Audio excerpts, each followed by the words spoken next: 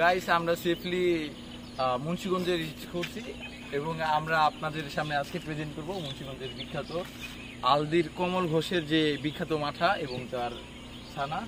তো আজকে আমরা নিয়ে নিলাম 2 লিটার মাঠা এবং ছানাটা দেখাও। তো এখন চলুন দেখা যাক ছানার স্বাদ কীরকম হতে পারে। তো বিসমিল্লাহ।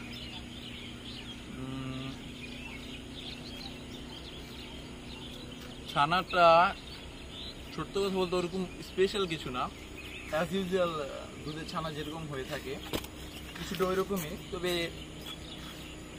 সাদা মাটার ভিতরে ঠিকই আছে। তবে আরেক চামিচ মুখে দিয়ে দেখা যাক। ঠিক আছে, অত স্পেশাল কিছু না, তবে চলুন মাঠাটা দেখা যাক যেটা মোস্ট হাইপে আছে। মূলত এই মাঠার কারণে আমরা আজ প্রায় 25 কিলোমিটার জার্নি করে এখানে আসলাম। তো এত কথা বাড়াবো না, কারণ আমার আর সহ্য হচ্ছে না। তো টেস্ট করে দেখা যাক, খালি দেখা খুলে যত।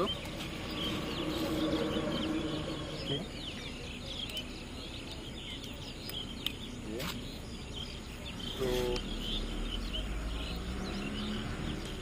মাথার ডেন্সিটি খুবই কম দেখা যাচ্ছে।